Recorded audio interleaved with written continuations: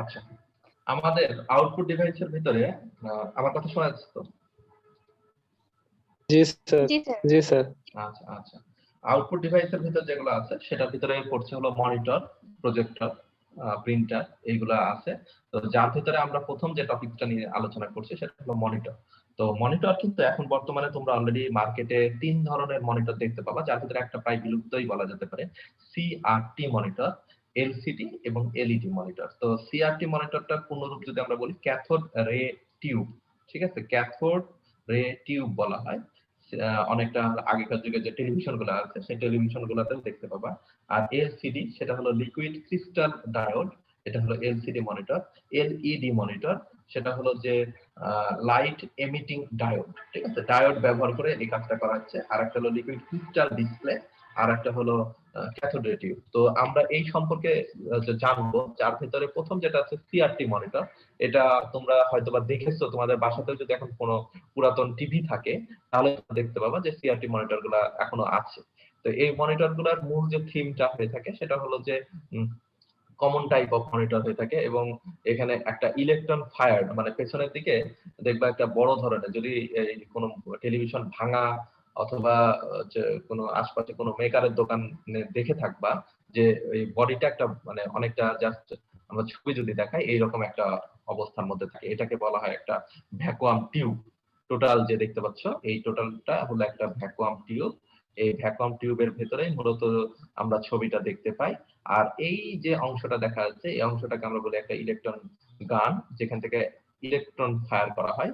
3 ধরনের রশ্মি, যেহেতু আমরা কালার মনিটর যদি বলি তাহলে 3 ধরনের রশ্মি এখানে নিঃসৃত হয়, যেটাকে আমরা বলি হলো আরজিবি, মানে রেড, গ্রিন আর ব্লু। এই 3 ধরনের সংমিশ্রিত হয়ে আমাকে বিভিন্ন কালারের সংমিশ্রণ দিয়ে থাকে বা বিভিন্ন কালারের ছবি আমাদেরকে দেখায় থাকে। তো এই পার্টটাই এখানে মূলত আলোচনা করা আছে যে কিভাবে মূলত হয়ে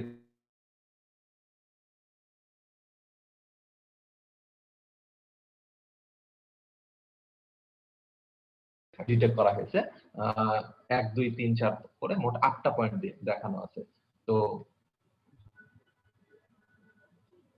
এই 8টা পয়েন্ট আমরা যদি দেখি, প্রথম যেটা বলা হয়েছে সেটা হলো যে এই টোটালটাই হলো ক্যাথোড রে টিউব, ঠিক আছে, যেখানে মূলত একটা ইলেকট্রন গান থাকে নিচের দিকে, যেটা দেখো বামের দিকে, সেটা এই যে টোটাল যে পার্টটা এটা হলো একটা ক্যাথোড রে টিউব।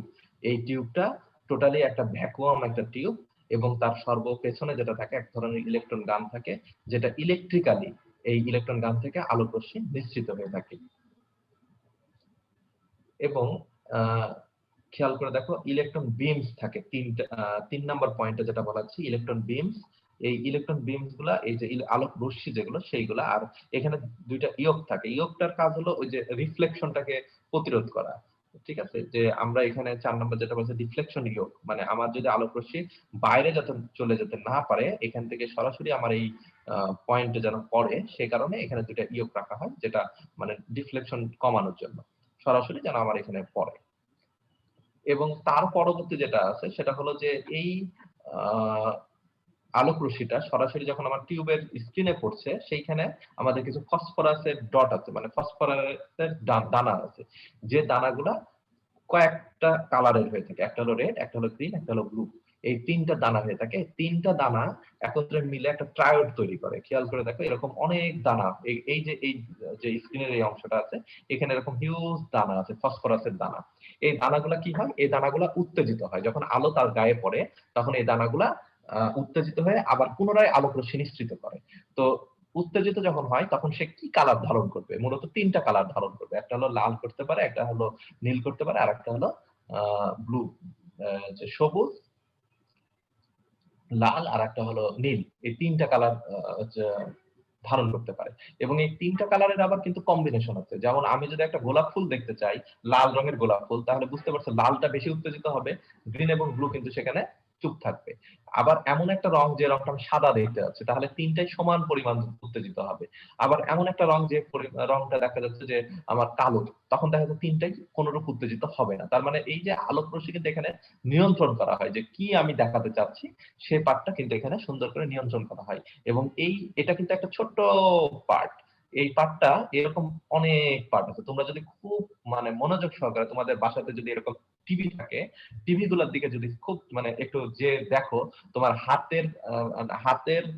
হাতটা যদি যে তোমার টিভির কাছে নিয়ে যাও, দেখবা হাতের লোমগুলো একটু স্পর্শ করছে, মানে লোমগুলোকে আকর্ষণ করে। সেই সাথে তোমার যদি পশমি কাপড় হয়, সেই কাপড়গুলোও দেখবা যে পটপট একটা আওয়াজ হয়। ঠিক আছে? তো এবং তুমি টিভির কাছে যদি খুব মানে টিভি যখন বন্ধ থাকবে কাছে যদি যাও, সেখানে দেখতে পাবা ছোট ছোট এরকম চতুর্ভুজের মতো দাগ। যদি কেউ দেখে থাকো, আমি জানি না যদিও, ঠিক আছে, এরকম ছোট ছোট চতুর্ভুজের মতো মানে ছোট ছোট জি স্কয়ার স্যার আছে। দেখা যাবে। ঠিক আছে? এবং এইখানটাই ওই একটা ট্রায়োড উৎপন্ন হচ্ছে, এখানে একটা উৎপন্ন হচ্ছে, এখানে একটা উৎপন্ন হচ্ছে। এভাবে আমাকে ছবিগুলো দেখানো হয় খুবই স্পষ্টভাবে। আমি যখন একসাথে দেখবো তখন আমার কাছে ছবিটা স্পষ্ট হবে, কিন্তু একটা দেখলে আমরা বুঝতে পারবো না। তো এর পরবর্তী যেটা আসছে সেটা হলো ফসফরাস ডটটা তো বললাম। আচ্ছা, শ্যাডো মার্কস যেটা আছে, আর ট্রায়োড এবং পিক্সেল। পিক্সেলটা হলো এই যে লাস্ট যে 8 নাম্বার যে কাজটা আছে সেটা। আর এখানে এক ধরনের শ্যাডো মার্কস, মানে এখানে হচ্ছে আমরা যে ফসফরাস ডটটা পাচ্ছি সেইটার উত্তেজিত হয়ে যে আলোক রশ্মি হচ্ছে সেটা যেন এখানে আমরা পুনরায় দেখতে পাই, সেজন্য এখানে এক ধরনের শ্যাডো মার্কস রাখা হয়।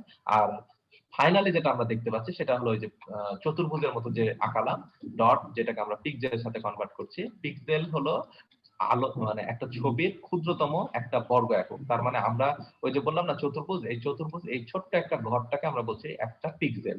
ঠিক আছে? এই ছোট্ট একটা ঘর পিক্সেল, আর এই পিক্সেলে থাকে হলো এরকম একটা ট্রায়াল। ঠিক আছে? তো এইভাবে একটা আলোর মানে ছবির ক্ষুদ্রতম একককে বলছে পিক্সেল, একটা ক্ষুদ্র বর্গ একক। তো তোমরা অলরেডি জানো যে ক্যামেরাতেও কিন্তু এরকম মানে পরিমাপ করার জন্য পিক্সেলের কথাটা আমরা বলি, যে ক্যামেরা কত পিক্সেল, কত মেগাপিক্সেল, এরকম মানে এস্টিমেট গুলো আমরা অলরেডি করে থাকি। তো এই ছিল হলো আমাদের একটা জাস্ট সিম্পল ধারণা, যেটা আমরা মূলত বলছি যে ডিভাইসের রেজুলেশনটা ডিপেন্ড করে পিক্সেলের উপরে। পিক্সেলের পরিমাণ যত বেশি হবে রেজুলেশনটা তত আমার নিখুঁত হবে। ঠিক আছে? মোর ট্রায়াড দ্যাট আমার পিক্সেল গুলাকে আরো নিখুঁত করবে। রেজুলেশনটা তখন আমরা আরো বেশি দেখতে পাবো। রেজুলেশনটা পিক্সেলের উপরে ডিপেন্ড করে থাকে। তো এটা ছিল একটা সিআরটি মনিটর। আশা করি সিআরটি মনিটর সম্পর্কে একটা ধারণা তোমরা নিতে পারছো যে কিভাবে আমরা মূলত কাজটা করে থাকি।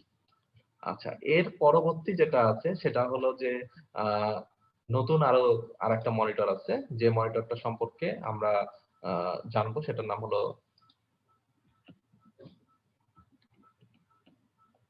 CRT monitor. আচ্ছা, সিআরটি মনিটরের কিছু ড্রব্যাকস আছে এবং অ্যাডভান্টেজ আছে। এই যে এখানে খেয়াল করে দেখো যে এটা আরেকটা ছবি দেখানো হয়েছে। এই যে তিনটা আলোক রশ্মি এই যে একটা ট্রায়োডের ভেতর দিয়ে ভেদ করে যে আমাকে ছবিটা দেখাচ্ছে। তো ড্রব্যাকস যেটা সেটা হলো সিআরটি মনিটরটা অনেক ভারী হয়ে থাকে, অনেক বড় হয়ে থাকে এবং ইলেকট্রিসিটি অনেক বেশি কনজিউম করে থাকে।